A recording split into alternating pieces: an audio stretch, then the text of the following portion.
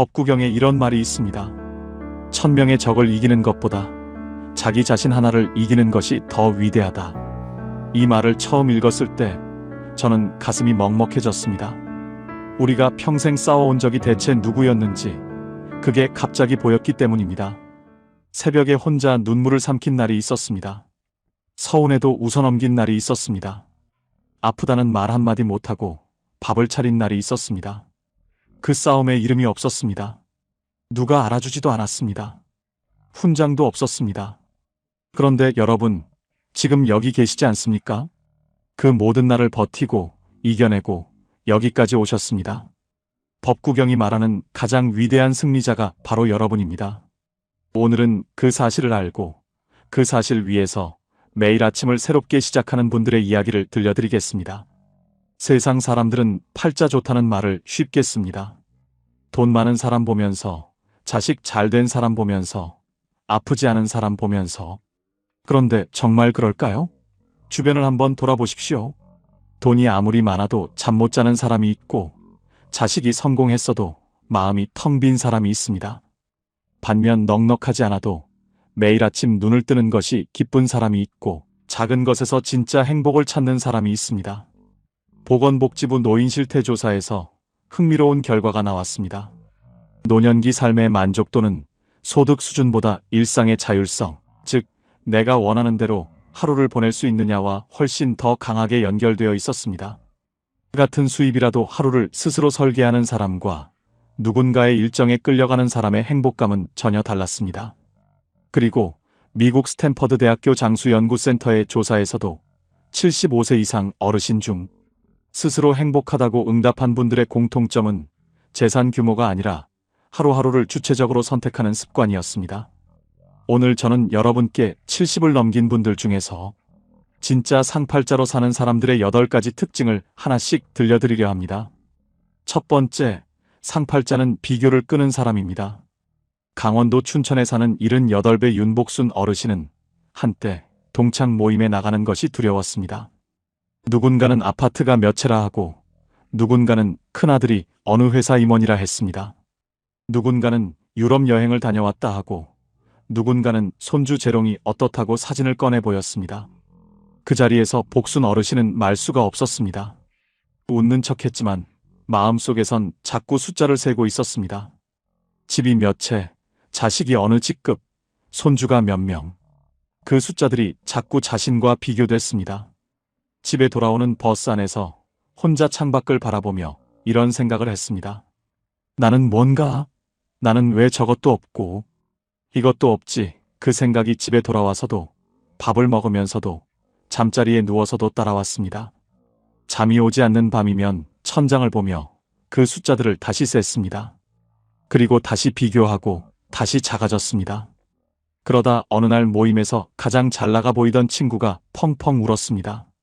아들이 사업에 실패해서 집이 넘어갔다고요. 화려해 보이던 그 친구의 눈물을 보면서 복순 어르신은 생각했습니다. 나는 저 친구 집이 몇 채인지 보고 부러워했는데 정작 저 친구는 지금 이 자리에서 무너지고 있구나. 겉모습이 전부가 아니었습니다. 숫자 뒤에는 사람이 있고 그 사람에게는 저마다의 사정이 있었습니다. 그날 이후 복순 어르신은 동창 모임에서 남의 이야기를 듣는 방식이 달라졌습니다. 숫자를 세지 않게 됐습니다. 그냥 저 사람의 표정이 밝은가, 저 사람이 오늘 밥을 맛있게 먹고 있는가, 그것만 보게 됐습니다. 그랬더니 신기하게도 집에 돌아오는 길이 가벼워졌습니다. 버스 창밖이 다르게 보였습니다. 전에는 안 보이던 들판도 보이고 노을도 보였습니다. 한국노인복지학회의 연구에서 노년기 우울의 가장 강력한 예측 변수 중 하나가 사회적 비교였습니다. 옆집과 비교하고, 친구와 비교하고, 자식끼리 비교하면 할수록 삶의 만족도는 낮아졌습니다. 반면 비교를 끊고 자신의 기준으로 오늘을 평가하는 어르신들은 같은 경제 상황에서도 훨씬 높은 행복감을 보고했습니다. 여러분도 이런 순간 있으셨습니까? 누군가의 이야기를 듣고 집에 돌아와 내 삶이 갑자기 초라해 보이는 느낌. 그 느낌은 현실이 바뀐 것이 아닙니다. 비교라는 렌즈가 현실을 왜곡한 것입니다. 잣대가 바뀌면 세상이 바뀝니다. 비교를 끊는 순간 내 삶이 원래 가진 색깔이 보이기 시작합니다. 복순 어르신은 요즘 모임에서 가장 많이 웃는 사람이 됐습니다. 그날 이후 그분의 귀갓길은 달라졌습니다. 두 번째, 상팔자는 자식에게 기대를 내려놓은 사람입니다. 이것이 제일 어렵습니다. 평생 자식을 위해 살아온 분들에게 이 말은 서운하게 들릴 수도 있습니다. 그러나 잘 들어보십시오. 충청남도 논산에 사는 73살의 김말순 어르신은 두 아들이 있습니다. 큰아들은 서울에, 작은아들은 대전에 삽니다. 명절이면 며느리 눈치가 보이고 전화하면 바쁘다는 소리가 먼저 나옵니다. 손주 얼굴을 보고 싶어도 괜히 눈치가 보여 먼저 말을 꺼내지 못합니다. 한때 이 어르신은 그것이 너무 서러웠습니다. 내가 이 아이들을 어떻게 키웠는데 밤새 눈물을 흘린 적이 한두 번이 아니었습니다. 전화기를 들었다 놨다. 문자를 썼다 지웠다 했습니다. 보고 싶다고 쓰다가 괜히 부담 줄까봐 지웠고 언제 오냐고 썼다가 재촉하는 것 같아 또 지웠습니다. 그 시간이 얼마나 길었는지 모릅니다. 그러던 어느 봄날 오후 말순 어르신은 혼자 뒷산에 올랐습니다. 숨이 찼지만 끝까지 올라갔습니다. 정상에서 논산 들판을 내려다보면서 이런 생각이 들었다고 합니다. 저 들판은 내가 거두기를 기다리지 않는구나. 그냥 저 혼자 피고 저 혼자 지는구나. 봄꽃은 누가 봐주기를 기다리지 않습니다. 그냥 핍니다. 그 생각이 마음속 무언가를 풀어줬습니다. 집에 내려와서 큰아들에게 전화를 했습니다. 다른 것 없이 딱 한마디만 했습니다. 바쁘지? 밥은 잘 먹고 다니냐? 요구도 없고 원망도 없고 기대도 없는 그 한마디. 아들이 잠깐 말을 잃었다가 이렇게 말했다고 합니다. 엄마, 요즘 좋아 보인다. 기대를 내려놓은 어머니의 전화가 오히려 아들의 마음을 열었습니다. 통계청의 사회조사 결과를 보면 노년기에 자녀와의 관계에서 갈등을 경험하는 어르신의 비율이 적지 않습니다. 그리고 그 갈등의 원인 상당수가 기대와 현실의 차이에서 비롯됩니다. 반면 자녀에게 바라는 것을 줄이고 스스로 일상을 채워가는 어르신들은 오히려 자녀와의 관계가 더 따뜻하게 유지된다는 결과가 반복적으로 나타납니다. 역설입니다. 덜 기대할수록 더 받게 됩니다. 자식은 내가 심은 나무이지만 그 나무가 어느 방향으로 가지를 뻗을지는 내가 정할 수 없습니다. 그 가지가 나를 향해 오면 기쁘게 받고 다른 곳을 향하면 그 방향도 아름답다고 바라봐 줄 수 있을 때 그 어르신이 진짜 상팔자입니다. 혹시 요즘 자식 생각에 잠 못 이루시는 밤이 있으십니까? 그 마음이 크다는 것은 그만큼 사랑이 크다는 뜻입니다. 이제는 그 큰 사랑을 자신에게도 조금 나눠주셔도 됩니다. 말순 어르신은 요즘 혼자 읍내 꽃집을 자주 갑니다. 아들 생각이 나면 전화 대신 화분 하나를 삽니다. 그 화분에 물을 주면서 아들이 잘 되길 빕니다. 바라지 않지만 응원하는 것, 원망하지 않지만 사랑하는 것. 그게 이분의 방식입니다. 그날 이후 말순 어르신의 밤은 깊고 고요해졌습니다. 세 번째, 상팔자는 아픈 곳과 친해진 사람입니다. 이른이 넘으면 몸 어딘가가 안 아픈 사람이 없습니다. 무릎이 시리고 허리가 뻐근하고 혈압약을 챙겨 먹어야 합니다. 아침마다 손가락이 뻣뻣하고 계단을 오르면 숨이 더 빨리 찹니다. 그런데 어떤 분은 그 아픔을 매일의 화두로 삼아 주변 사람 모두에게 호소하고 어떤 분은 그 아픔과 조용히 협상하며 하루를 삽니다. 경상북도 경주에 사는 76의 배춘자 어르신은 10년째 무릎 관절염을 앓고 있습니다. 계단을 오를 때 난간을 잡아야 하고 오래 서 있으면 통증이 옵니다. 장을 보러 갈 때도 카트에 몸을 기댑니다. 비 오는 날은 하루 종일 무릎이 욱신거립니다. 그런데 이 어르신의 입에서는 무릎이 아파서 못해라는 말이 거의 나오지 않습니다. 어떻게 그러세요? 라고 물었더니 이렇게 말씀하셨습니다. 아프지 않은 것에 집중하면 되지요. 손은 멀쩡하고 귀는 잘 들리고 밥맛은 좋으니까요. 그 말이 얼마나 단순하면서도 깊은지 한참 생각했습니다. 이분의 하루는 아픈 무릎 이야기로 시작하지 않습니다. 오늘 아침 국이 맛있다는 이야기로 시작합니다. 아픔을 모른 척하는 것이 아닙니다. 아픔을 알면서도 그것이 하루 전체를 덮지 않도록 지키는 것입니다. 국민건강보험공단의 연구에서 만성 통증을 가진 노인 중에서도 삶의 질이 높게 유지되는 분들의 공통점이 바로 이것이었습니다. 아픔을 부정하지 않되 아픔이 하루의 주인이 되지 않도록 하는 것. 아프다고 말하는 것과 아픔에 지배당하는 것은 다릅니다. 어르신들이 가끔 하시는 말씀이 있습니다. 아프다고 안 아픈 게 아니다. 맞습니다. 그런데 여기에 한마디를 더 붙여드리고 싶습니다. 아프다고 하루가 멈추지는 않습니다. 춘자 어르신은 오늘도 난간을 잡고 계단을 오릅니다. 천천히 그러나 끝까지. 그리고 정상에서 숨을 한 번 크게 내쉽니다. 그 숨소리가 그분의 하루에서 가장 아름다운 순간입니다. 그날 이후 춘자 어르신의 표정에서 통증보다 의지가 먼저 보입니다. 네 번째, 상팔자는 혼자 있는 시간을 즐길 줄 아는 사람입니다. 혼자라는 말이 쓸쓸하게 들리십니까? 그런데 이것이 노후 행복의 핵심 비결 중 하나입니다. 전라남도 순천에 사는 72살의 오순덕 어르신은 남편이 세상을 떠난 지 3년이 됐습니다. 처음 1년은 정말 힘들었다고 합니다. 저녁 밥상이 가장 무서웠다고요. 혼자 앉아서 밥을 먹는 그 시간이 너무 고요해서 그 고요함이 칼처럼 찔렸다고 합니다. 숟가락 소리가 너무 크게 들렸습니다.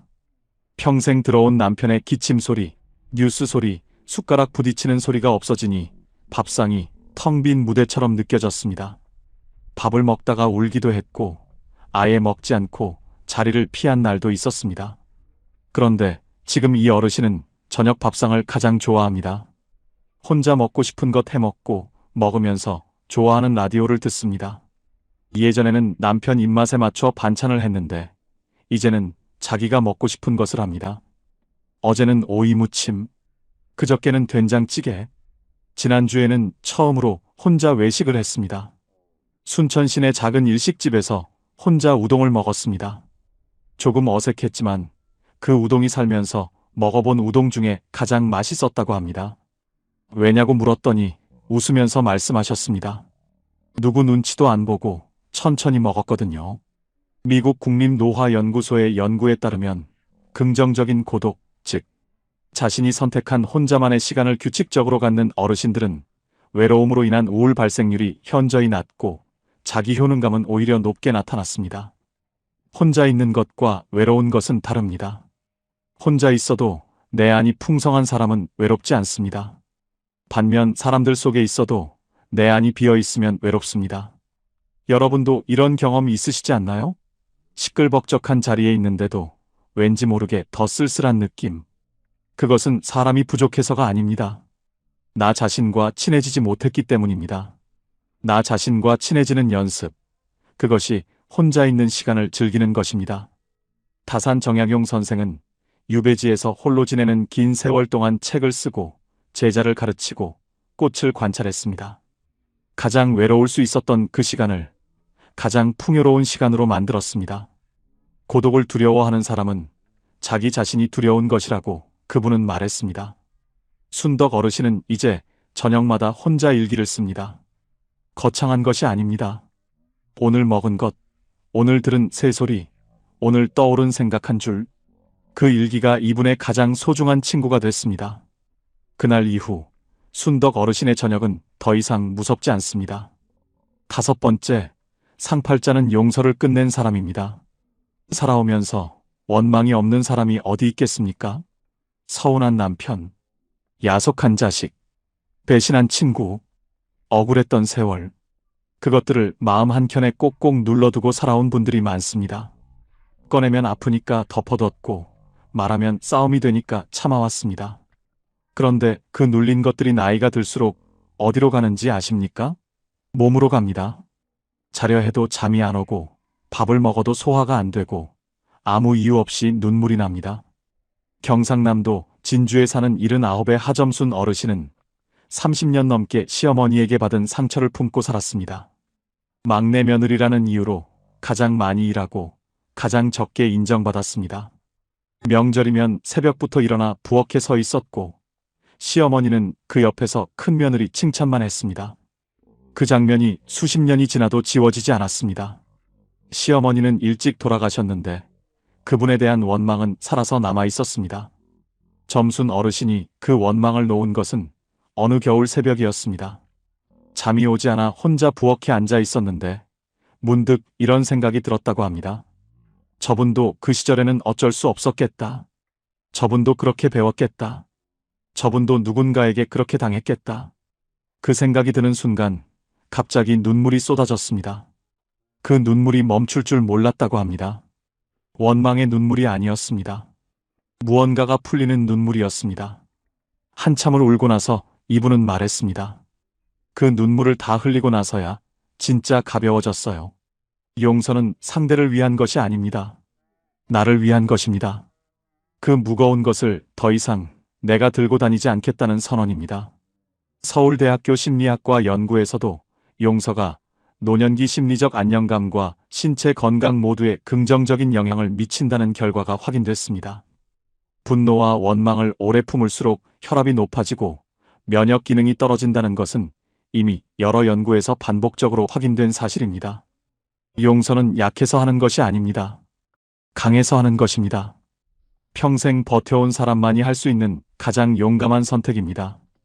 혹시 지금 마음속에 아직 내려놓지 못한 원망이 있으십니까? 그것이 무엇인지 생각해 보세요. 그리고 조용히 물어보세요. 그 짐을 나는 언제까지 들고 갈 것인가?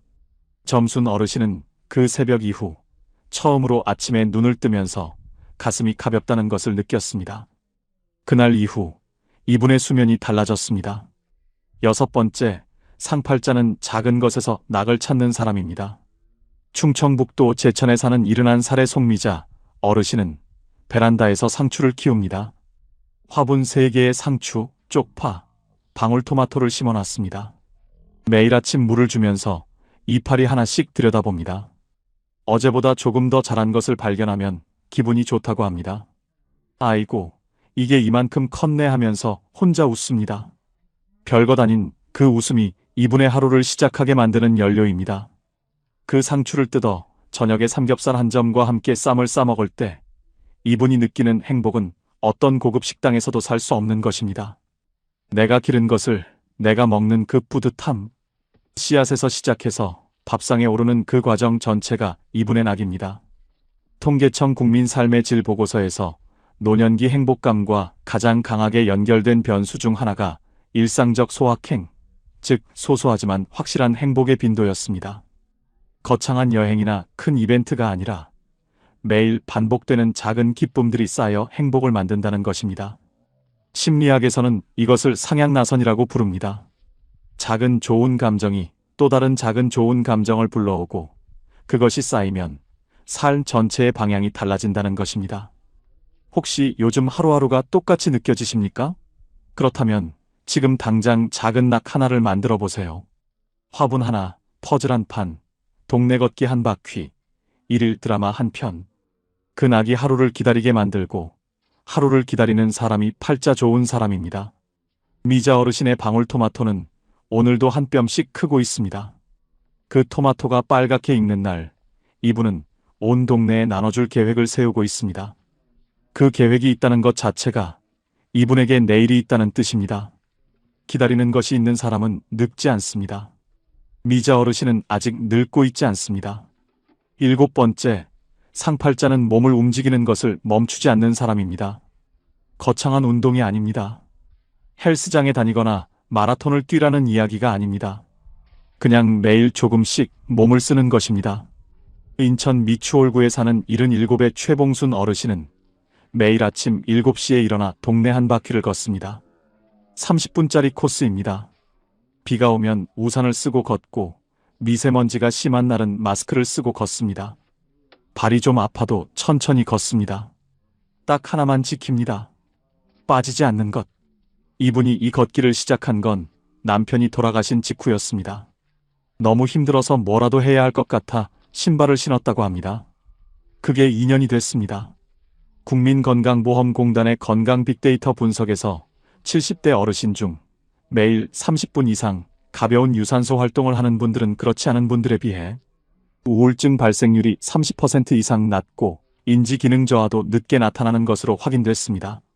몸을 움직이면 뇌에서 세로토닌이 분비됩니다. 세로토닌은 기분을 안정시키고 불안을 줄여주는 물질입니다. 비싼 약이 아닙니다. 걸으면 생깁니다.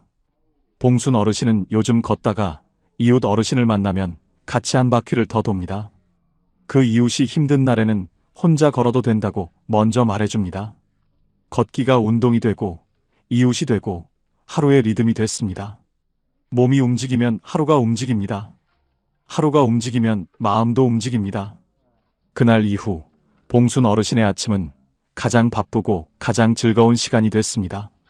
8번째, 가장 중요한 상팔자의 비밀은 나를 소중히 여기는 것입니다. 이것이 전부입니다. 앞에 7가지가 모두 이것으로 귀결됩니다.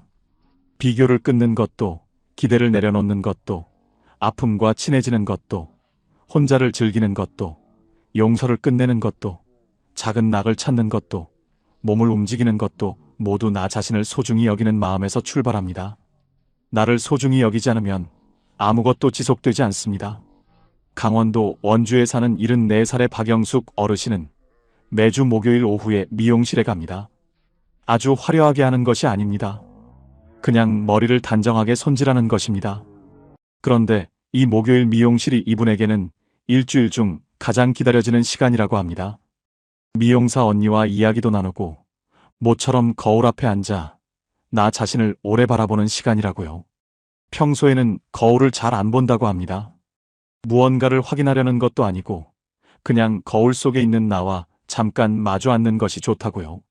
거울 속에서 내 눈을 보면 나한테 미안할 때가 있어요. 이렇게 살아줘서 고마워 하는 마음이 들기도 하고요. 그 말을 듣고 저는 한참 동안 아무 말도 할 수 없었습니다. 우리는 평생 타인을 위해 살았습니다. 부모님을 위해, 남편을 위해, 자식을 위해, 회사를 위해, 이웃을 위해. 나 자신을 위한 시간은 항상 마지막이었습니다. 아니, 마지막에도 없었던 경우가 더 많았습니다. 그런데 지금 이 순간 한 가지만 생각해 보십시오. 비행기가 긴급 상황이 됐을 때 승무원이 하는 말이 있습니다. 옆 사람보다 자신의 산소 마스크를 먼저 착용하라고요. 왜냐고요? 내가 쓰러지면 옆 사람도 도울 수 없기 때문입니다. 내가 먼저 운전해야 남도 도울 수 있습니다. 나를 소중히 여기는 것은 이기적인 것이 아닙니다. 가장 현명한 사랑의 방식입니다. 이화여자대학교 이화사회과 학원의 연구에서도 자기 존중감이 높은 어르신들은 가족관계, 사회적 관계, 신체 건강 모두에서 더 나은 결과를 보였습니다. 나를 아끼는 사람이 남도 아낄 수 있고 나를 사랑하는 사람이 남도 사랑할 수 있습니다. 영숙 어르신은 목요일 미용실을 다녀온 날이면 유독 전화를 많이 한다고 합니다. 자식한테도 전화하고 오랜 친구한테도 전화합니다. 자기 마음이 채워지니까 나눌 것이 생기는 것입니다. 그것이 상팔자의 진짜 비밀입니다. 채워져 있어야 흘러넘칩니다. 자, 지금까지 8가지를 함께 살펴봤습니다. 잠깐 정리해 드릴게요. 첫째, 비교를 끄는 사람입니다. 남의 기준이 아니라 내 기준으로 오늘을 삽니다. 둘째, 자식에게 기대를 내려놓은 사람입니다. 덜 기대할수록 관계는 더 따뜻해집니다. 셋째, 아픈 곳과 친해진 사람입니다. 아픔이 하루의 주인이 되지 않게 합니다. 넷째, 혼자 있는 시간을 즐길 줄 아는 사람입니다. 혼자와 외롭다는 다릅니다. 다섯째, 용서를 끝낸 사람입니다. 용서는 상대가 아니라 나를 위한 것입니다. 여섯째, 작은 것에서 낙을 찾는 사람입니다. 매일의 소소한 기쁨이 쌓여 행복이 됩니다. 일곱째, 몸을 움직이는 것을 멈추지 않는 사람입니다. 걷는 사람은 멈추지 않습니다. 여덟째, 나를 소중히 여기는 사람입니다. 이것이 나머지 7가지의 뿌리입니다. 이 8가지를 들으시면서 이미 하고 계신 것이 있으신가요? 아마 한두 가지는 고개가 끄덕여지셨을 것입니다. 그렇다면 여러분은 이미 상팔자의 길에 들어서 계신 것입니다. 나머지는 지금 시작하면 됩니다. 오늘부터 딱 하나만 골라보세요. 비교를 하루만 참아보는 것도 좋고, 자식에게 기대 대신 안부 한마디만 하는 것도 좋고, 오늘 저녁 혼자 좋아하는 것을 해먹는 것도 좋습니다. 내일 아침 신발을 신고 동네 한 바퀴를 도는 것도 좋습니다. 그 하나가 내일의 하나와 합쳐지고 일주일이 지나면 습관이 됩니다. 그 습관이 팔자를 바꿉니다. 이번 주 한 가지만 실천해 보시겠습니까? 베란다에 화분 하나를 놓아보는 것도 좋고, 목요일 오후를 나만을 위한 시간으로 정해두는 것도 좋습니다. 작고 사소한 것 하나. 그것이 시작입니다. 이 영상을 끝까지 보고 계신 여러분께 말씀드리고 싶습니다. 여러분은 이미 긴 세월을 살아오셨습니다. 쉽지 않은 시절을 버텨오셨습니다. 가족을 위해 자신을 수없이 뒤로 미루셨습니다. 아침 일찍 일어나 밥을 차리고, 늦게까지 일하고, 아픈 것도 참고, 힘든 것도 말 못하고 그렇게 사셨습니다. 그 세월이 여러분의 몸에, 손에, 눈가에 새겨져 있습니다. 이제는 그 새김들이 훈장이 되어야 할 때입니다. 더 이상 누군가의 허락을 기다리지 않아도 됩니다. 오늘 좋아하는 것 한 가지를 하는데 이유가 필요하지 않습니다. 그냥 하면 됩니다. 그것이 상팔자입니다. 비싼 것이 아닙니다. 멀리 있는 것이 아닙니다. 지금 이 순간 내가 나를 선택하는 것. 그것이 70 넘어 가장 복된 삶의 시작입니다. 거울 속의 나에게 오늘 이렇게 말해 주십시오. 잘 살아줘서 고마워. 충분히 잘해왔어. 이제는 내 차례야. 그 말 한마디가 오늘 하루를 바꾸고 오늘 하루가 내일을 바꿉니다. 여러분이 바로 그 상팔자입니다. 오늘부터 댓글로 여러분의 이야기를 들려주세요. 8가지 중에서 가장 마음에 닿은 것이 어떤 것이었는지, 혹은 여러분이 요즘 하루하루에서 찾는 작은 낙이 있으시다면 함께 나눠주세요. 혹은 나를 소중히 여기기 위해 오늘 당장 해보고 싶은 것이 하나라도 떠오르셨다면 그 한 줄도 환영합니다. 여러분의 소중한 댓글 한 줄이 이 영상을 보는 누군가에게 오늘 하루를 살아갈 힘이 됩니다. 오늘도 끝까지 함께 해주셔서 진심으로 감사드립니다. 여러분의 행복을 위해 힘껏 응원하겠습니다. 지금까지 황금노후였습니다. 여러분, 끝까지 이 영상 보셔야 합니다. 지금 이 질문에 솔직하게 대답해 보세요. 여러분은 팔자 좋은 사람입니까? 아닙니까? 아마 대부분 이렇게 생각하실 겁니다. 글쎄, 팔자가 좋으려면 뭔가 더 있어야 하는데. 그런데 오늘 이야기를 다 들으시고 나면 그 생각이 완전히 뒤집힐 수 있습니다. 경북 안동에 78세 권말순 할머니가 계십니다. 혼자 사십니다. 자식들은 멀리 있습니다. 통장 잔고가 넉넉한 것도 아닙니다. 강남 아파트? 없습니다. 그런데 이 할머니 매일 아침 된장찌개를 끓입니다. 작은 냄비가 아닙니다. 넉넉하게 큰 냄비로 끓입니다. 혼자인데 왜 그렇게 많이 끓이냐고요? 된장찌개 냄새가 담장을 넘어가거든요. 그 냄새를 맡고 옆집 할머니가 문을 두드립니다. 손에 뭔가를 꼭 들고 옵니다. 어떤 날은 호박전, 어떤 날은 나물 한 접시, 어떤 날은 슈퍼에서 사온 두부 한 모. 두부는 그렇게 상을 차립니다. 아무도 차려주지 않았는데 매일 아침 둘이서 밥상이 완성됩니다. 밥 먹고 나서 1시간쯤 앉아 이야기를 나눕니다. 대단한 이야기가 아닙니다. 어젯밤 TV에서 뭘 봤다. 요즘 무릎이 어떻다. 자식한테서 전화가 왔다. 그런 이야기입니다. 그리고 헤어집니다. 다음 날 또 만납니다. 그 다음 날도 또 만납니다. 누군가 할머니께 여쭤봤습니다. 할머니, 요즘 어떻게 사세요? 권말순 할머니가 웃으셨습니다. 잠깐 허공을 보셨습니다. 그리고 이렇게 말씀하셨습니다. 나요? 나 팔자 좋은 사람이에요. 매일 아침 된장찌개 같이 먹을 사람이 있으니까요. 이 말 한마디가 오래 남습니다. 통장에 얼마가 있어서가 아닙니다. 좋은 집이 있어서가 아닙니다.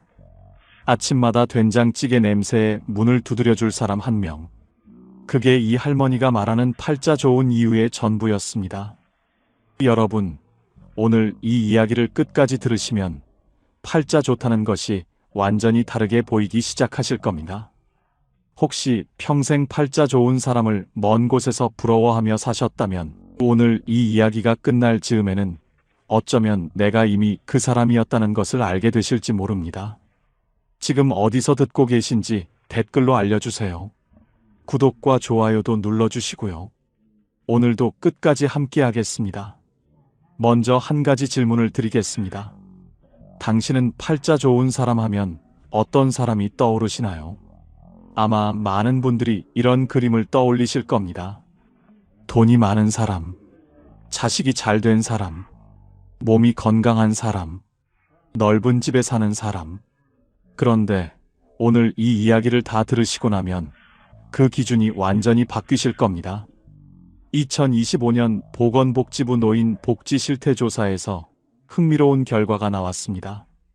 65세 이상 어르신 중 스스로 행복하다고 응답한 분들의 공통점을 분석했더니 자산 규모나 자녀의 성공 여부보다 훨씬 강하게 행복과 연결된 요소가 따로 있었습니다. 하루에 한 번 이상 누군가와 대화하는 것, 매일 기다리는 것이 한 가지 이상 있는 것, 자신이 누군가에게 필요한 존재라고 느끼는 것. 이 세 가지가 돈보다, 건강보다, 자식보다 더 강하게 행복을 결정했습니다. 팔자 좋다는 것은 하늘이 내려주는 것이 아니었습니다. 매일의 작은 선택이 만드는 것이었습니다. 그 선택을 하는 사람이 팔자 좋은 사람입니다. 첫 번째 이야기를 들려드리겠습니다. 충남 홍성에 사시는 75세 박금년 할머니입니다. 이 할머니는 동네에서 유명한 사람입니다. 특별한 이유 때문은 아닙니다. 이 할머니를 만나고 나면 기분이 좋아지기 때문입니다. 왜 기분이 좋아질까요? 이 할머니는 사람을 만나면 반드시 한 가지를 찾아냅니다. 그 사람의 좋은 것 하나를. 슈퍼 사장님을 만나면 사장님, 오늘 진열 참 예쁘게 해놨네요 하고 말합니다. 병원 간호사를 만나면 아가씨, 목소리가 참 따뜻하네요 하고 말합니다. 경로당에서 처음 본 어르신에게는 어머, 그 옷 색깔이 참 잘 어울리시네요 하고 말합니다. 빈말이 아닙니다. 진심입니다. 이 할머니는 사람을 볼 때 좋은 것을 찾는 습관이 있습니다. 오래전부터 그렇게 살았습니다. 그 결과가 어떻게 됐을까요? 이 할머니가 어디를 가든 사람들이 반깁니다. 슈퍼 사장님은 이 할머니가 오면 과일 하나를 더 얹어줍니다. 병원 간호사는 이 할머니 차례가 오면 조금 더 친절합니다. 경로당에서는 이 할머니 옆자리가 먼저 찹니다. 박금년 할머니는 이렇게 말씀하십니다. 내가 팔자가 좋은 게 아니에요. 팔자를 좋게 만든 거예요. 좋은 것을 먼저 말해주면 좋은 것이 나한테 돌아와요. 그게 전부예요. 팔자는 타고나는 것이 아니라 만드는 것입니다. 박금년 할머니가 그것을 몸으로 보여주고 있습니다. 여러분, 오늘 만나는 사람에게 좋은 것 하나만 찾아보시겠어요? 그 한마디가 당신의 팔자를 조금씩 바꾸기 시작할 겁니다. 두 번째 이야기입니다. 전남 여수에 사시는 79세 이분선 할머니입니다. 이 할머니는 혼자 사십니다. 자식은 서울에 있고 남편은 7년 전에 먼저 떠났습니다. 주변에서 보면 딱한 상황이에요. 그런데 이 할머니를 직접 만나면 생각이 바뀝니다. 이 할머니의 하루를 한번 따라가 보겠습니다. 아침 6시 반, 할머니는 눈을 뜹니다. 제일 먼저 창문을 엽니다. 여수 바다 냄새가 들어옵니다. 할머니는 그 냄새를 한번 깊이 들이마십니다. 그리고 혼자 말합니다. 오늘도 왔네. 바다 냄새를 맡는 그 30초가 하루의 시작입니다. 아침을 먹고 나면 마당에 나가 화단을 들여다봅니다. 무슨 꽃이 폈나, 어제보다 얼마나 자랐나. 그 관찰이 10분을 채웁니다. 오전에는 동네 어르신 돌봄센터에서 하는 손뜨개 모임에 나갑니다. 일주일에 2번입니다. 거기서 만든 목도리를 복지관에 기부합니다. 오후에는 좋아하는 라디오를 틀어놓고 집안일을 합니다. 저녁을 먹고 나면 서울에 있는 딸에게 문자를 보냅니다. 길지 않습니다.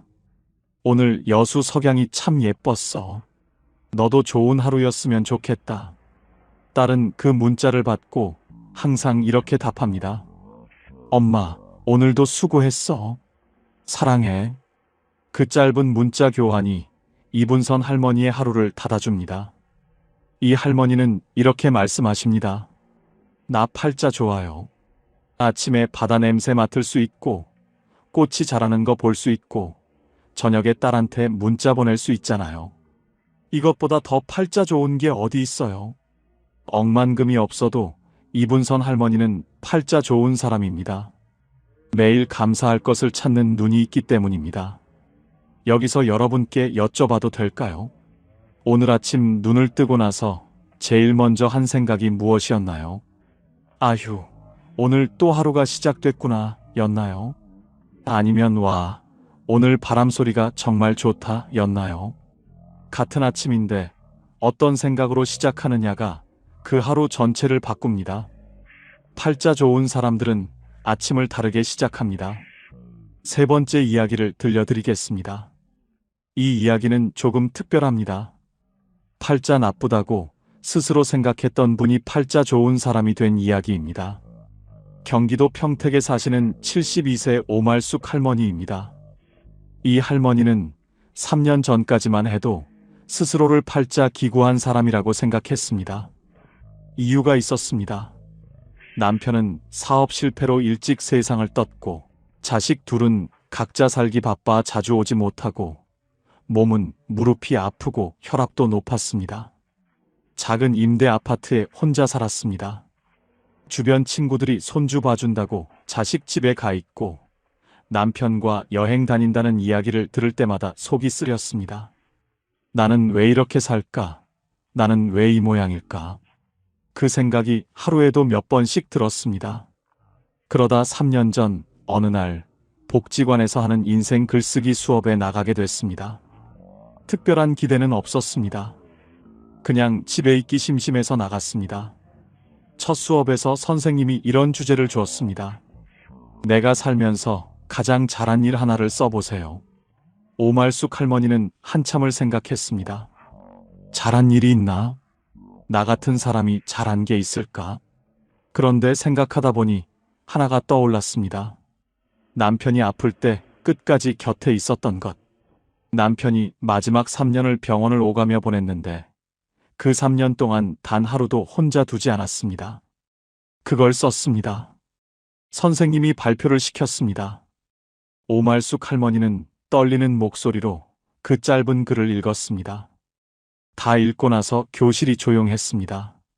그리고 옆에 앉은 할머니가 말했습니다. 어머, 그게 얼마나 힘드셨을까요? 대단하시다. 그 말 한마디에 오말숙 할머니는 눈물이 터졌습니다. 평생 아무도 그 말을 해준 적이 없었습니다. 그 3년이 얼마나 힘들었는지, 그게 얼마나 대단한 일이었는지, 그날 오말숙 할머니는 처음으로 알았습니다. 내가 팔자 기구한 사람이 아니라 대단한 일을 해온 사람이었다는 것을. 그 이후 오말숙 할머니가 달라졌습니다. 글쓰기 수업에 계속 나갔습니다. 쓰면 쓸수록 자기 삶에서 잘한 것들이 보이기 시작했습니다. 못 배웠어도 자식들 대학 보낸 것, 가난했어도 남한테 손 벌린 적 없는 것, 힘들었어도 웃음을 잃지 않으려 했던 것, 그것들이 다 보이기 시작했습니다. 지금 오말숙 할머니는 이렇게 말씀하십니다. 나 팔자 좋아요. 이렇게 살아온 사람이 팔자 나쁜 사람이면 말이 안 되잖아요. 내가 몰랐던 거예요. 내 팔자가 얼마나 좋은지를. 팔자는 바뀐 것이 아무것도 없었습니다. 그것을 보는 눈이 바뀐 것입니다. 그 눈이 오말숙 할머니를 팔자 좋은 사람으로 만들었습니다. 다산 정약용 선생은 강진 유배지에서 제자들에게 이런 말씀을 하셨습니다. 자신의 삶을 낮게 보는 자는 반드시 남의 삶을 높게 보고, 자신의 삶을 바르게 보는 자는 어디서든 족함을 안다. 남의 팔자가 좋아 보이는 것은 내 삶을 낮게 보고 있기 때문입니다. 내 삶을 바르게 보면 이미 충분히 좋은 팔자라는 것을 알게 됩니다. 오말숙 할머니가 바로 그것을 발견한 겁니다. 18년의 유배 생활 내내 정약용 선생은 자신의 처지를 한탄하지 않았습니다. 대신 유배지에서도 할 수 있는 것, 가진 것, 의미 있는 것을 찾았습니다. 그 눈이 500권이 넘는 책을 쓰게 했습니다. 같은 처지에서 한탄하는 사람과 족함을 찾는 사람의 결과는 완전히 달라집니다. 이제 네 번째 이야기입니다. 팔자 좋은 사람들이 절대 하지 않는 것에 대한 이야기입니다. 서울 마포구에 사시는 74세 김복순 할머니와 같은 아파트에 사시는 76세 정순덕 할머니 두 분의 이야기입니다. 이 두 분은 같은 아파트 같은 동에 삽니다. 남편도 둘 다 없습니다. 자식 수도 비슷합니다. 사는 형편도 비슷합니다. 그런데 두 분의 하루가 완전히 다릅니다. 김복순 할머니는 아침에 일어나면 뉴스를 봅니다. 나라가 어떻게 됐나, 물가는 또 올랐나, 날씨는 추워지나. 뉴스를 보고 나면 기분이 안 좋아집니다. 그 다음에는 핸드폰을 봅니다. 단톡방에 누가 뭔가를 올렸습니다. 누구네 자식이 어디 취직했다. 누가 어디 여행 갔다 왔다. 그것을 보면 또 기분이 안 좋아집니다. 그 기분으로 하루를 시작합니다. 정순덕 할머니는 다릅니다. 아침에 일어나면 창문을 먼저 엽니다. 오늘 날씨를 느낍니다. 따뜻하면 따뜻하다. 추우면 이불 한 번 더 당겨 덮어줄 수 있어서 다행이다 합니다. 아침을 먹고 나면 어제 사다 둔 귤을 하나 깝니다. 귤 껍질 냄새를 맡으면서 오늘 뭘 할지 한 가지만 생각합니다. 오늘은 우체국에 가야지. 오늘은 그 집 앞 목련이 얼마나 피었나 보러 가야지. 그 하나가 오늘의 방향이 됩니다. 두 분 다 똑같이 하루 24시간을 삽니다. 그런데 김복순 할머니의 하루는 무겁고 정순덕 할머니의 하루는 가볍습니다. 차이가 어디서 났을까요? 하루를 시작하는 첫 10분이 달랐습니다. 무엇으로 하루를 여느냐가 그 하루 전체의 색깔을 결정했습니다. 정순덕 할머니는 이렇게 말씀하십니다. 나는 아침에 나쁜 것을 먼저 보지 않아요. 좋은 것을 먼저 보려고 해요. 그러면 하루가 달라요. 팔자가 따로 있는 게 아니에요. 아침을 어떻게 여느냐가 팔자예요. 아침 10분이 팔자를 만듭니다. 여러분, 잠깐 여쭤봐도 될까요? 오늘 아침 일어나서 제일 먼저 하신 것이 무엇이었나요? 핸드폰을 먼저 보셨나요? 창문을 먼저 여셨나요? 내일 아침 딱 하나만 바꿔보시겠어요? 핸드폰보다 창문을 먼저 열어보세요. 그 순서 하나가 하루를 바꿉니다. 이제 다섯 번째 이야기입니다. 이 이야기는 조금 더 깊습니다. 팔자 좋은 사람들이 나이 들수록 더 팔자가 좋아지는 이유에 대한 이야기입니다. 강원도 춘천에 사시는 80세 신말레 할머니입니다. 이 할머니는 동네 사람들이 모두 아는 분입니다. 80이 넘으셨는데 이 동네에서 제일 바쁜 어르신이기 때문입니다. 어떻게 바쁘냐고요? 이 할머니는 주 2회 복지관에서 하는 치매 예방 프로그램에 나갑니다. 나가서 본인이 프로그램을 받는 것뿐만 아니라 처음 온 어르신들에게 어떻게 하는지 옆에서 도와줍니다. 그리고 한 달에 한 번 독거노인 가정을 방문해서 말벗을 해드립니다. 자신도 혼자 사는 분인데 더 혼자인 분들을 챙깁니다. 신말레 할머니한테 물었습니다. 할머니, 피곤하지 않으세요? 80이 넘으셨는데. 그분이 웃으면서 대답했습니다. 피곤한 것보다 가지 않을 때 더 힘들어요. 집에 있으면 내 걱정만 하게 돼요. 나가면 남 걱정을 하게 되는데 남 걱정이 훨씬 가볍거든요. 남 걱정이 내 걱정보다 가볍다. 그 말이 정확합니다. 내 걱정은 해결책이 잘 안 보이지만 남 걱정은 내가 뭔가를 해줄 수 있습니다. 뭔가를 해줄 수 있을 때 사람은 살아있음을 느낍니다.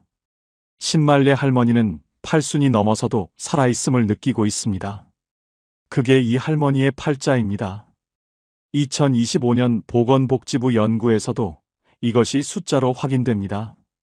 70세 이상 어르신 중 자원봉사나 이웃, 돌봄 활동에 참여하는 분들의 주관적 행복도가 그렇지 않은 분들보다 평균 41% 높았습니다. 주는 것이 받는 것보다 행복하다는 것이 통계로도 증명됐습니다. 팔자 좋은 사람들은 나이 들수록 더 줍니다. 더 주니까 더 받습니다. 더 받으니까 팔자가 더 좋아집니다. 그 선순환이 신말레 할머니의 팔자를 만들고 있습니다.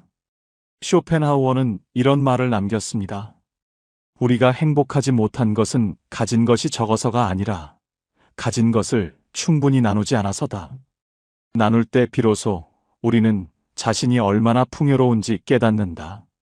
신말레 할머니가 바로 이것을 살고 있습니다. 나눌 때 자신이 풍요롭다는 것을 느끼는 것. 그것이 8순이 넘은 할머니를 이 동네에서 제일 바쁜 사람으로 만든 이유입니다. 당신도 지금 나눌 수 있는 것이 있습니다. 돈이 아니어도 됩니다. 시간, 말 한마디, 미소 하나. 그것들이 이미 충분한 나눔입니다. 6번째 이야기를 들려드리겠습니다. 이 이야기는 많은 분들이 공감하실 겁니다. 자식 문제입니다. 팔자 좋은 어르신들은 자식을 대하는 방식이 다릅니다.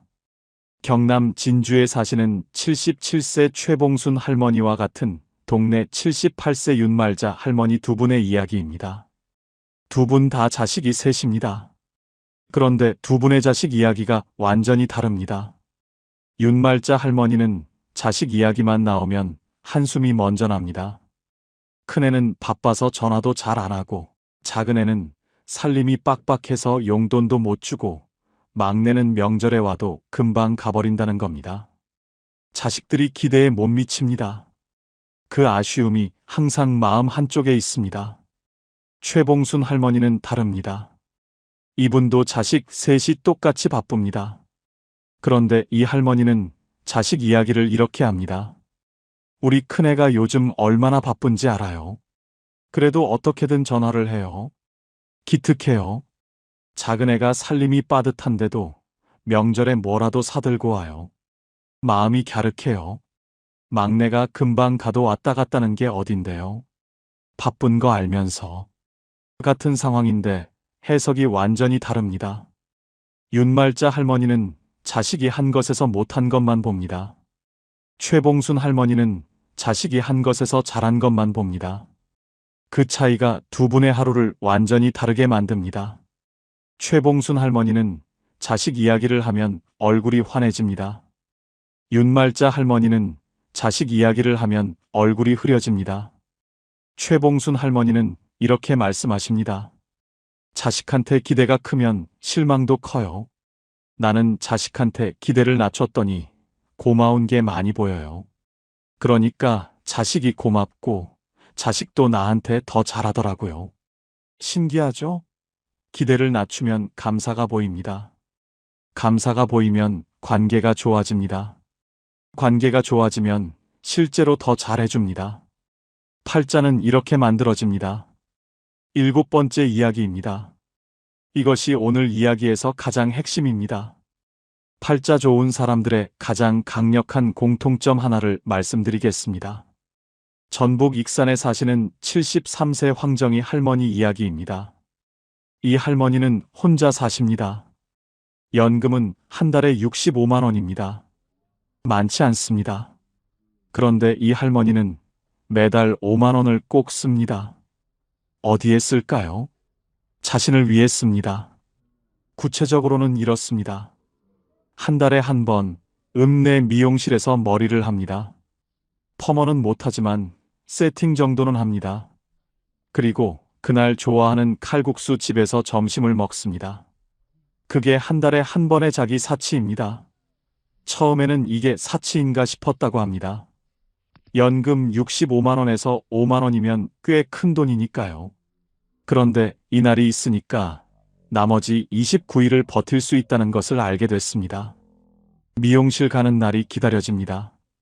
그날을 위해 한 달을 삽니다. 황정희 할머니는 이렇게 말씀하십니다. 한 달에 한 번 머리하고 칼국수 먹는 날이 있어서 나 팔자 좋은 사람이에요. 그날이 기다려지거든요. 기다려지는 날이 있는 사람이 팔자 좋은 거 아닌가요? 기다려지는 날이 있는 사람. 그것이 팔자 좋은 사람의 정의입니다. 당신에게는 기다려지는 날이 있으신가요? 없으시다면 지금 당장 하나 만드세요. 아주 작아도 됩니다. 이번 주 금요일에 좋아하는 것 하나 사 먹기로 정하세요. 그 하나가 이번 주를 기다리게 만들 겁니다. 이제 아주 특별한 이야기를 들려드리겠습니다. 이 이야기는 제가 가장 오랫동안 기억에 남는 이야기입니다. 경북 포항에 사시는 82세 문옥순 할머니 이야기입니다. 이 할머니는 60세 때 뇌경색이 왔습니다. 다행히 큰 후유증은 없었지만 의사가 말했습니다. 할머니, 남은 생이 얼마 안 됩니다. 조심하세요. 그 말을 들은 날 문옥순 할머니는 집에 돌아와서 종이 한 장을 꺼냈습니다. 그리고 제목을 하나 썼습니다. 살면서 해보고 싶었는데 못한 것들. 써내려갔습니다. 바다에서 조개를 줍고 싶다. 내 이름으로 된 통장을 갖고 싶다. 혼자 기차 여행을 해보고 싶다. 그림을 배워보고 싶다. 누군가에게 편지를 써서 보내고 싶다. 5가지가 나왔습니다. 그리고 그 하나하나를 하기 시작했습니다. 바다에서 조개는 그 주 주말에 동해 경포대로 가서 줍고 왔습니다. 할머니 이름으로 된 통장은 은행에 가서 만들었습니다. 혼자 기차 여행은 6개월 후에 해냈습니다. 부산까지 혼자 기차를 타고 갔다가 왔습니다. 그림은 동네 문화센터에서 배우기 시작했습니다. 그리고 편지는 오랫동안 연락을 못했던 초등학교 동창에게 손으로 써서 보냈습니다. 그 동창한테서 답장이 왔습니다. 내가 편지를 보내줘서 얼마나 기뻤는지 몰라. 우리 한번 만나자. 그 만남이 이루어졌습니다.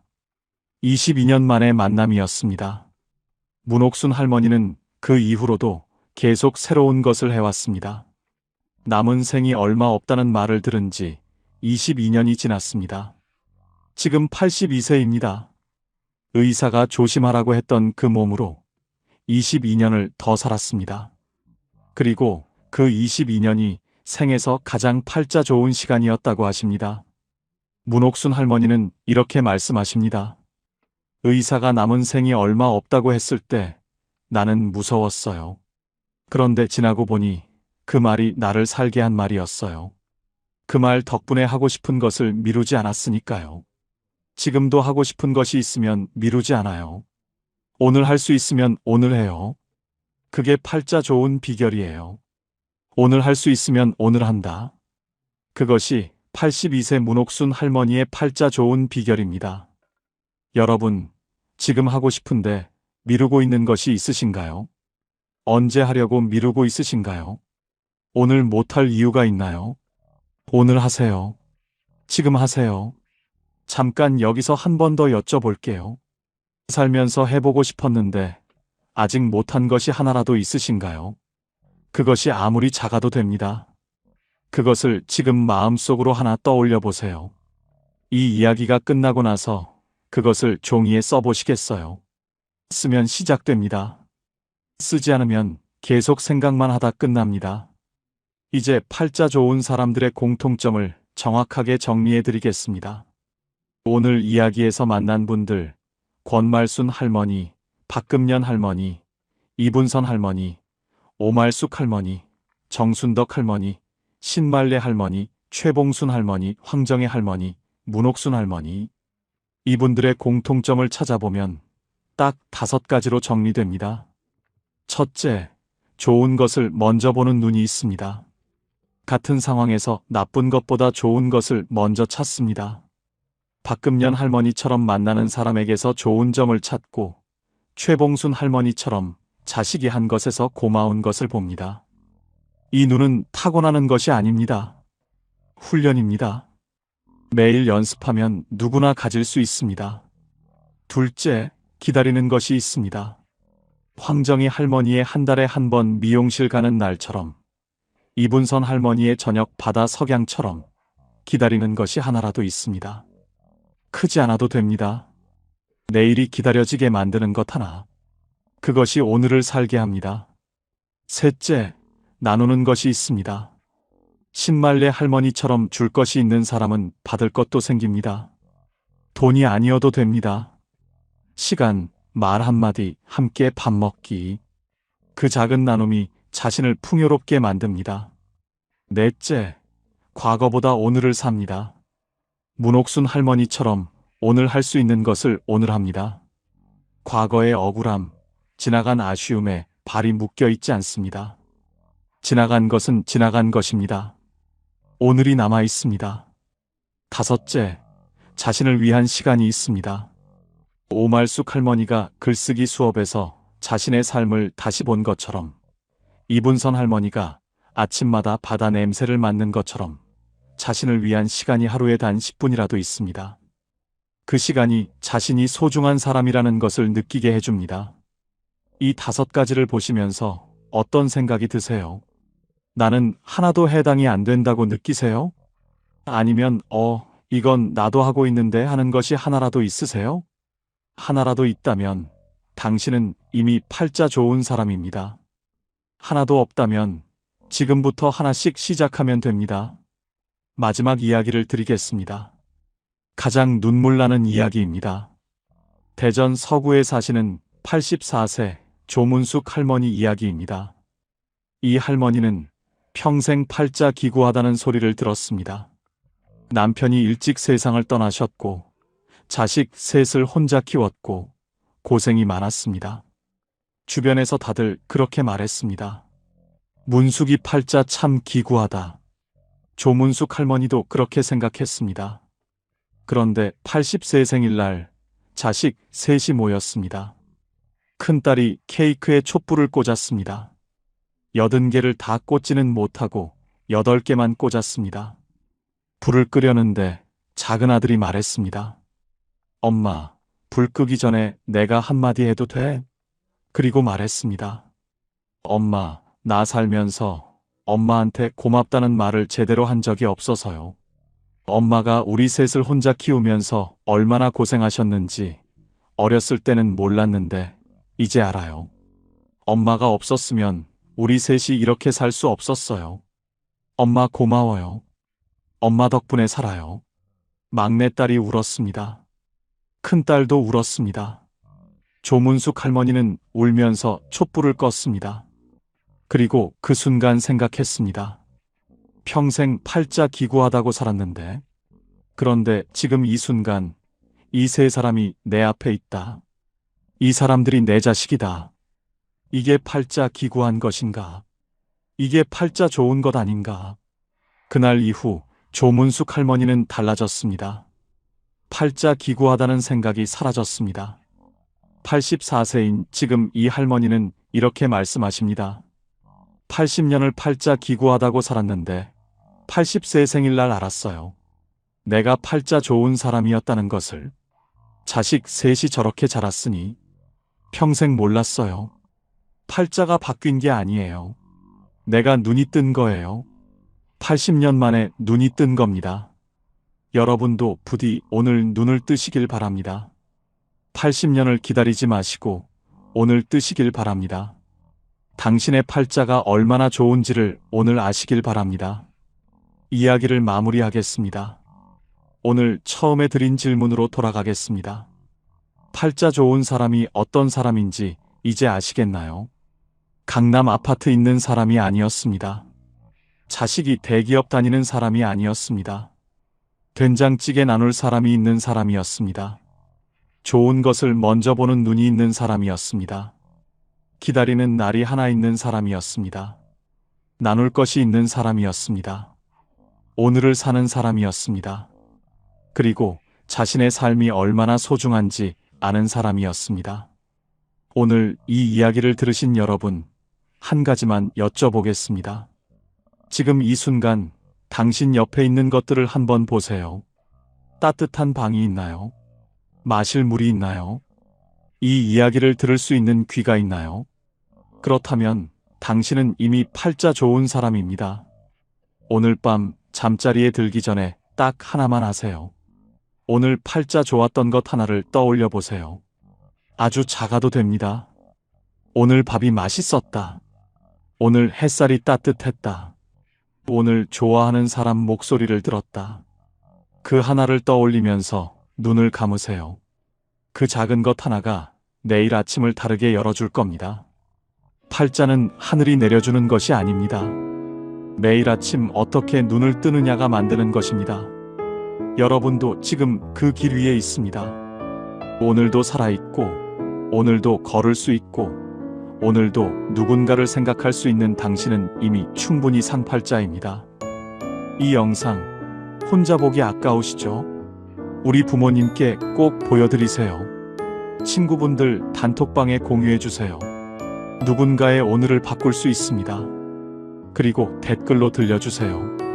오늘 이 이야기 중에서 가장 마음에 닿은 장면이 어디였는지요?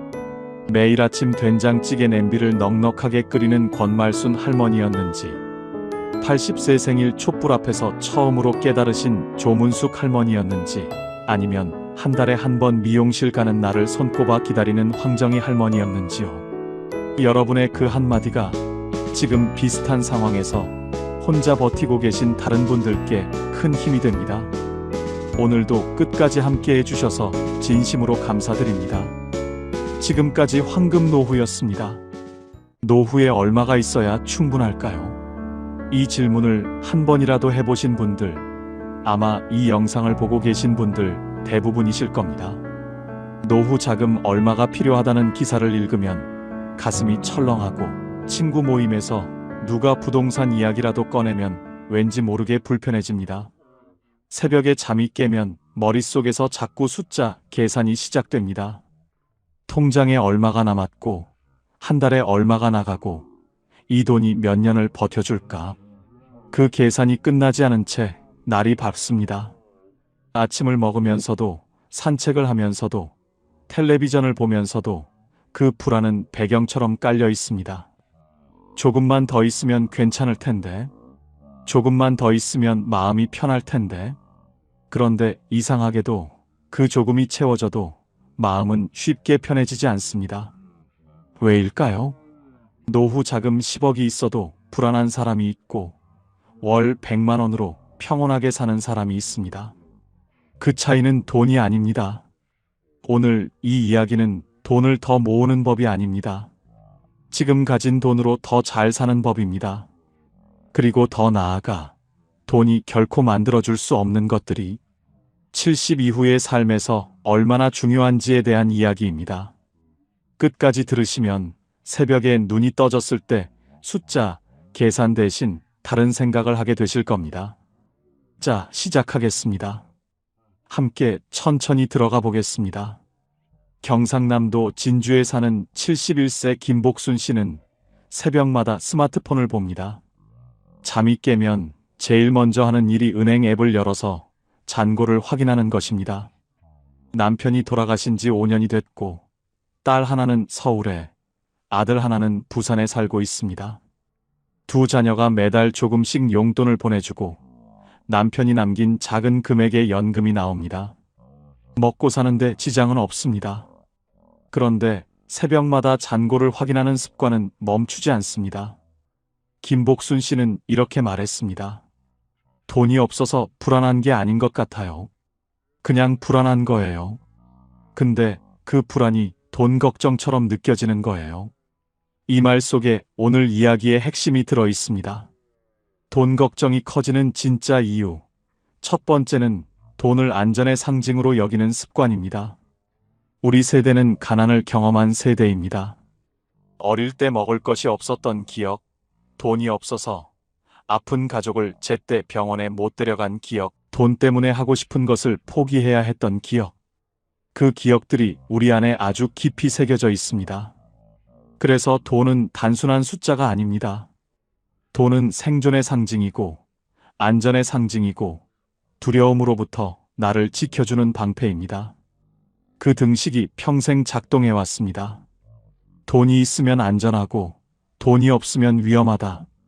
그런데 70이 넘어서도 그 등식이 그대로 작동하고 있는 것입니다. 실제로 지금 당장 굶을 처지가 아닌데도 몸속 어딘가에 새겨진 그 오래된 두려움이 새벽마다 통장 잔고를 확인하게 만드는 것입니다. 이것은 의지의 문제가 아닙니다. 평생 살아온 방식의 문제입니다. 그러나 이제는 그 등식을 조금 느슨하게 풀어볼 때가 됐습니다. 두 번째 이유는 비교에서 오는 상대적 빈곤감입니다. 절대적으로 부족한 것이 아닌데도 부족하게 느껴지는 것. 그것이 상대적 빈곤감입니다. 모임에 나가면 누군가는 해외여행 이야기를 하고 누군가는 자녀가 집을 사줬다는 이야기를 합니다. 뉴스에서는 노후 자금으로 몇 억이 필요하다는 이야기가 나옵니다. 그 숫자들과 나의 현실을 비교하는 순간 충분했던 것이 갑자기 부족해 보입니다. 오늘 아침 따뜻하게 밥을 먹었고 몸에 큰 이상이 없고 지낼 집이 있는데도 비교는 언제나 우리를 가난하게 만듭니다. 내가 가진 것을 보는 것이 아니라 내가 갖지 못한 것을 보게 만들기 때문입니다. 그리고 그 비교는 70이 넘어서도 멈추지 않습니다. 오히려 더 예민해지기도 합니다. 세 번째 이유는 미래에 대한 통제 욕구입니다. 앞으로 얼마나 더 살지 모르니까라는 말. 이 말 속에는 불확실성에 대한 두려움이 담겨 있습니다. 인간은 원래 통제할 수 없는 것을 두려워합니다. 언제 아플지, 얼마나 더 살지, 어떤 일이 생길지, 이 모든 것이 불확실합니다. 그래서 그나마 숫자로 확인할 수 있는 통장 잔고에 집착하게 됩니다. 돈이 많으면 그 불확실성을 조금이라도 통제할 수 있을 것 같은 느낌이 들기 때문입니다. 하지만 돈은 미래를 통제해주지 않습니다. 돈은 선택지를 늘려줄 뿐입니다. 그리고 진짜 불안, 즉 언젠가는 죽는다는 사실, 언제 아플지 모른다는 사실은 아무리 많은 돈이 있어도 사라지지 않습니다. 그 진실을 받아들이는 것이 돈 걱정으로부터 자유로워지는 첫걸음입니다. 네 번째 이유는 돈이 없으면 사랑받지 못할 것 같다는 두려움입니다. 이것은 많은 분들이 의식하지 못하는 감정입니다. 하지만 자식에게 짐이 될까봐 걱정하는 마음, 용돈을 받을 때 자존심이 상하는 느낌, 손자에게 용돈을 못 줄 때 느끼는 미안함. 이 모든 감정의 뿌리에는 돈 없는 나는 사랑받을 자격이 없는 것 아닐까라는 두려움이 있습니다. 그리고 이것은 우리 세대가 살아온 방식과 깊이 연결되어 있습니다. 주는 것이 사랑이고 베푸는 것이 존재의 증명이었던 시대를 살아왔기 때문입니다. 그런데 이제 더 이상 주기 어려운 나이가 됐을 때 그 역할이 흔들리면서 불안이 커지는 것입니다. 하지만 생각해 보세요. 자식이 여러분을 사랑하는 것은 여러분의 통장 잔고 때문이 아닙니다. 여러분이 여러분이기 때문입니다. 그 사실을 믿는 연습이 필요합니다. 자, 이 네 가지를 하나로 묶으면 이렇게 됩니다. 70 이후 돈 걱정의 본질은 돈이 부족해서가 아니라 돈 없이는 괜찮을 수 없다는 믿음 때문입니다. 그 믿음을 조금씩 바꾸는 것. 그것이 오늘 이야기가 향하는 방향입니다.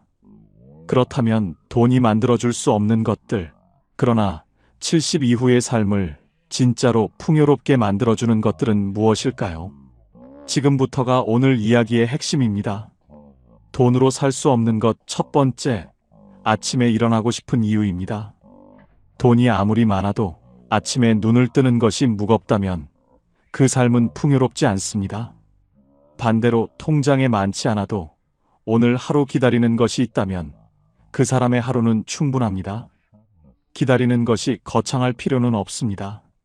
매주 화요일 오전에 같이 걷는 친구, 손자가 다음 주에 온다는 사실, 지금 읽고 있는 소설의 다음 장, 저녁에 보기로 한 드라마 한 편. 이런 작고 소박한 기다림이 아침을 열어줍니다. 루틴이 있는 사람은 돈이 많지 않아도 하루를 살아갑니다. 루틴이 없는 사람은 돈이 많아도 아침이 무겁습니다. 70 이후의 삶에서 가장 먼저 만들어야 할 것은 통장 잔고가 아니라 오늘 하루를 살고 싶게 만드는 작은 이유들입니다. 그 이유들이 쌓이면 삶이 됩니다. 돈으로 살 수 없는 것 두 번째, 나를 있는 그대로 봐주는 한 사람입니다. 돈이 많고 집이 넓어도 아무도 없는 저녁은 춥습니다. 반대로 작은 방 하나에 살아도 진심으로 내 이야기를 들어주는 사람이 한 명 있다면 그 삶은 따뜻합니다. 70 이후의 관계는 숫자가 아니라 깊이입니다. 연락처에 사람이 아무리 많아도 진짜로 전화할 수 있는 사람이 없다면 그것은 외로움입니다. 돈이 있으면 편의를 살 수 있습니다. 맛있는 것을 먹고 좋은 곳에 다닐 수 있습니다. 하지만 새벽에 가슴이 먹먹할 때 전화할 수 있는 사람은 돈이 만들어주지 않습니다. 그것은 평소에 쌓아온 관계가 만들어줍니다. 지금 내 주변에 그런 사람이 한 명이라도 있다면 그것은 어떤 통장 잔고보다 귀한 자산입니다. 충청북도 청주에 사는 76세 오정숙 씨는 남편과 둘이 삽니다. 남편은 3년 전 뇌경색으로 쓰러진 후 반신이 불편합니다. 오정숙 씨가 돌봄을 전담하고 있습니다. 노후 자금이 넉넉하지 않고 딸이 보내주는 작은 돈과 국가지원금으로 생활합니다. 누가 봐도 넉넉하지 않은 처지입니다. 그런데 오정숙 씨는 이렇게 말합니다. 남편이 아침에 눈을 떴을 때 나를 보고 웃어요. 그 웃음이 나한테는 전부예요. 돈 걱정이 없냐면 거짓말이지만 그 웃음 때문에 오늘도 살아요. 이 한마디가 돈으로 살 수 없는 것의 정체를 정확히 보여줍니다. 그 웃음은 돈이 만들어준 것이 아닙니다. 40년 넘게 함께 살아온 세월이 만들어준 것입니다. 돈으로 살 수 없는 것 세 번째, 몸이 허락하는 오늘 하루입니다. 돈으로 좋은 병원에 갈 수 있고 좋은 약을 먹을 수 있습니다. 그것은 사실입니다. 하지만 돈이 건강 그 자체를 살 수는 없습니다. 지금 이 순간 두 발로 걸을 수 있다는 것, 밥을 맛있게 먹을 수 있다는 것, 바람을 느낄 수 있다는 것. 이것들은 돈이 주는 것이 아닙니다. 몸이 주는 것입니다. 그리고 이것이 얼마나 귀한 것인지는 잃어봐야 합니다. 아직 잃지 않았다면 지금 누리고 있는 것입니다.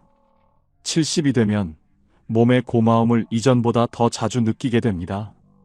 무릎이 조금 아파도 걸을 수 있다는 것, 눈이 침침해도 이렇게 영상을 볼 수 있다는 것, 그 하나하나가 사실은 대단히 소중한 것들입니다.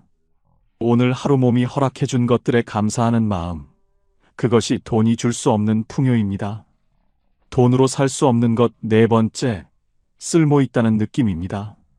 앞서 돈 걱정의 이유 중에 돈이 없으면 쓸모 없어지는 것 같다는 두려움이 있다고 말씀드렸습니다. 그런데 흥미로운 것은 실제로 쓸모 있다는 느낌은 돈과 별로 관계가 없다는 것입니다. 복지관에서 어르신들에게 노래를 가르치는 74세 할머니는 강사비를 거의 받지 않습니다. 하지만 수업이 끝나고 어르신들이 박수를 칠 때 그 느낌은 어떤 통장 잔고로도 살 수 없습니다. 손자에게 된장찌개 만드는 법을 가르쳐주는 75세 할아버지는 그 시간에 돈을 받지 않습니다. 하지만 손자가 할아버지 된장찌개가 제일 맛있어요 라고 말할 때 그 뿌듯함은 돈이 만들어주지 않습니다. 쓸모 있다는 느낌은 역할에서 옵니다. 그리고 그 역할은 돈이 많아야 가질 수 있는 것이 아닙니다. 지금 내가 있는 자리에서 지금 내가 가진 것으로 누군가에게 작은 도움이 되는 것, 그것이 쓸모입니다. 돈으로 살 수 없는 것 다섯 번째, 지금 이 순간의 평온입니다. 쇼펜하우어는 이런 말을 남겼습니다. 부는 바닷물과 같아서 마실수록 갈증이 난다고. 돈도 마찬가지입니다. 더 많이 가질수록 더 많이 갖고 싶어집니다. 1억이 있으면 2억이 있으면 좋겠고 2억이 있으면 5억이 있으면 좋겠습니다.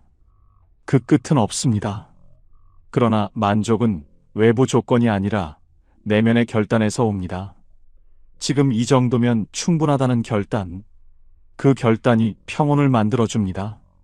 그 결단은 돈이 만들어주지 않습니다. 내가 만들어야 합니다.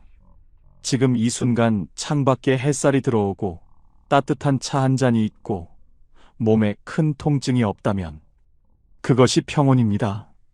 그 평온은 통장 잔고와 관계없이 지금 이 순간 내가 선택할 수 있는 것입니다.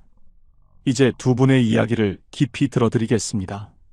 전라남도 순천에 사는 78세 이순례 씨는 평생 남편과 함께 논밭을 일궜습니다. 자녀 셋을 대학까지 보내고 나니 남은 것이 별로 없었습니다. 남편은 68세에 먼저 세상을 떠났고 이순례 씨는 혼자 남았습니다. 딸 셋이 매달 조금씩 돈을 모아 엄마에게 보내줍니다. 처음에는 그것이 너무 자존심이 상했습니다. 평생 주기만 하며 살아왔는데 이제 자식한테 손을 벌리는 신세가 됐다는 생각이 들었습니다.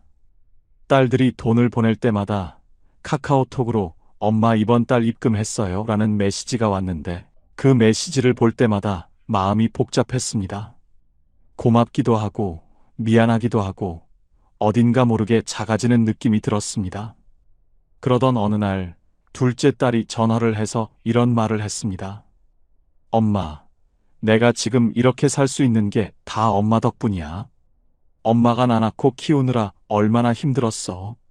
이 돈은 용돈이 아니라 내가 엄마한테 드리는 감사예요. 이순례 씨는 그 말을 듣고 한참을 울었습니다. 그냥 눈물이 났습니다. 그리고 생각이 바뀌었습니다. 내가 받는 것이 아니라 내가 심은 것을 거두는 것이라는 생각. 평생 심어온 사랑이 이렇게 돌아오는 것이라는 생각. 그날 이후 이순례 씨는 딸의 입금 메시지를 볼 때 더 이상 마음이 복잡하지 않습니다. 그냥 고맙습니다. 그리고 그 고마움이 또 다른 사랑이 됩니다. 지금 이순례 씨는 순천 시내 작은 경로당에서 매주 화요일 화투를 가르칩니다. 화투라는 것이 거창한 것이 아니지만 어르신들이 그 시간을 기다립니다. 이순례 씨도 그 시간을 기다립니다. 돈은 별로 없지만 기다리는 것이 있는 삶입니다. 그것이 이순례 씨의 노후입니다. 경기도 용인에 사는 73세 한정수 씨는 40대에 사업을 크게 벌였다가 실패했습니다. 은행 빚을 다 갚고 나니 50대 중반이었고 그때부터 다시 시작하려 했지만 몸이 받쳐주지 않았습니다. 퇴직금도 없었고 국민연금도 얼마 되지 않았습니다. 아내가 마트 계산원으로 일하면서 생계를 유지했고 한정수 씨는 그 사실이 너무 부끄러워서 한동안 집에서만 지냈습니다. 자식들 얼굴 보기도 창피했습니다. 사업에 성공한 친구들 이야기가 들려올 때마다 가슴이 무너졌습니다. 그렇게 2년을 거의 집안에서만 보냈습니다. 체중이 10kg 넘게 빠졌고 머리카락도 많이 빠졌습니다. 아내가 걱정이 돼서 당신 이러다가 정말 쓰러지겠어. 어디든 나가봐라고 말했습니다. 마지못해 나간 곳이 동네 경로당이었습니다. 처음에는 그냥 시간을 때우려고 들어갔습니다. 그런데 거기서 한정수 씨를 바꾼 사건이 생겼습니다. 경로당 어르신 중에 바둑을 배우고 싶어하는 분들이 있었는데 한정수 씨가 젊을 때 바둑을 꽤 잘 두었거든요. 어르신들이 당신이 좀 가르쳐줘요라고 부탁을 해왔습니다. 처음에는 손사래를 쳤습니다. 그런데 한 번만 봐달라는 말에 못 이겨 앉았는데 어르신들이 배우는 눈빛이 너무 진지했습니다. 수업이 끝나고 정수 씨 덕분에 오늘 진짜 재밌었어요 라는 말을 들었을 때 한정수 씨는 오랜만에 어깨가 펴지는 느낌이 들었습니다. 그 다음 주에 또 나갔습니다. 그 다음 주에도 나갔습니다. 한정수 씨는 이렇게 말합니다. 내가 가진 게 없다고 생각했어요. 돈도 없고 직함도 없고 내세울 것도 없다고. 그런데 바둑 하나로 사람들이 나를 기다려요. 그게 얼마나 큰 건지 몰랐어요. 지금 한정수 씨는 일주일에 3번 경로당에 나갑니다. 국민연금이 적고 아내가 아직도 일을 하고 있습니다. 노후 자금은 여전히 부족합니다. 그러나 한정수 씨의 눈빛은 2년 전과 완전히 다릅니다. 기다리는 것이 있는 사람의 눈빛입니다. 이제 마무리를 향해 가겠습니다. 통장 잔고보다 오늘 잔고가 중요합니다. 오늘 잔고란 무엇일까요? 오늘 감사한 것이 하나라도 있었는가? 오늘 웃은 순간이 한 번이라도 있었는가? 오늘 기다리는 것이 하나라도 있는가? 오늘 누군가에게 작은 도움이 됐는가? 이것들이 오늘의 잔고입니다. 이 잔고는 은행에서 확인할 수 없습니다. 하지만 이 잔고가 쌓이면 삶이 됩니다. 그리고 이 잔고는 돈이 많아야 채울 수 있는 것이 아닙니다. 지금 이 순간 어디에 있든 얼마를 가졌든 채울 수 있습니다. 돈은 삶의 도구입니다. 삶의 목적이 아닙니다. 이 문장이 쉽게 들릴 수 있습니다. 하지만 실제로 이것을 믿는 것은 쉽지 않습니다. 평생 돈을 위해 일했고, 돈 때문에 포기했고, 돈 때문에 버텼습니다. 그 삶에서 돈은 언제나 중심이었습니다. 그 습관이 하루아침에 바뀌지 않습니다. 하지만 조금씩 바꿀 수 있습니다. 오늘 새벽에 잠이 깨서 통장 잔고를 확인하고 싶을 때 대신 이것을 한번 생각해 보세요. 오늘 나는 무엇이 기다려지는가? 그 질문 하나가 불안을 조금 다른 방향으로 돌려줄 수 있습니다. 지금 당신이 가진 것을 한번 세어보세요. 통장 잔고 말고 진짜로 가진 것들을. 오늘 아침 먹은 따뜻한 밥, 지금 앉아있는 자리, 창문으로 들어오는 빛, 이 영상을 볼 수 있는 눈과 들을 수 있는 귀, 당신을 생각하는 사람이 세상 어딘가에 있다는 사실. 이것들은 돈이 만들어준 것이 아닙니다. 그러나 이것들이 없다면 어떤 돈도 의미가 없습니다. 당신은 지금 이 순간 생각보다 훨씬 많은 것을 가지고 있습니다. 단지 그것들이 통장에 찍히지 않을 뿐입니다. 그리고 지금 이 질문을 드립니다. 오늘 돈 없이도 좋았던 순간이 있었습니까? 아침 햇살이 따뜻하게 느껴진 순간, 누군가와 나눈 짧은 대화가 기분 좋았던 순간, 오랜만에 먹은 음식이 맛있었던 순간, 별 이유 없이 마음이 잠깐 가벼워진 순간. 그런 순간이 오늘 하루에 하나라도 있었다면 오늘은 풍요로운 하루입니다. 그것이 보이기 시작하면 삶이 조금씩 달라집니다. 불안이 완전히 사라지지는 않습니다. 하지만 불안보다 감사가 조금 더 커지는 날들이 늘어납니다. 그 날들이 모이면 노후가 됩니다. 돈이 만들어주는 노후가 아니라 내가 만들어가는 노후. 당신의 노후는 통장이 아니라 당신의 하루가 만들어갑니다. 이 말을 오늘 하루 한 번만 기억해 주세요. 내일 아침 눈이 떠지면 통장 앱 대신 오늘 기다리는 것 하나를 먼저 떠올려 보세요. 아주 작은 것이어도 됩니다. 오늘 점심에 먹을 것, 오후에 걷기로 한 공원, 저녁에 볼 드라마 한 편. 그 작은 기다림이 하루를 열어줍니다. 그 하루들이 쌓이면 당신의 황금 노후가 됩니다. 이제는 애쓰지 않아도 됩니다. 더 많이 가지려 하지 않아도 됩니다. 지금 가진 것으로 충분히 오늘을 살 수 있습니다. 당신은 이미 충분히 잘 살아오셨습니다. 그리고 지금도 충분히 잘 살고 있습니다. 오늘도 이 영상을 끝까지 봐주셔서 감사합니다. 황금 노후는 여러분을 평생 응원하겠습니다. 감사합니다.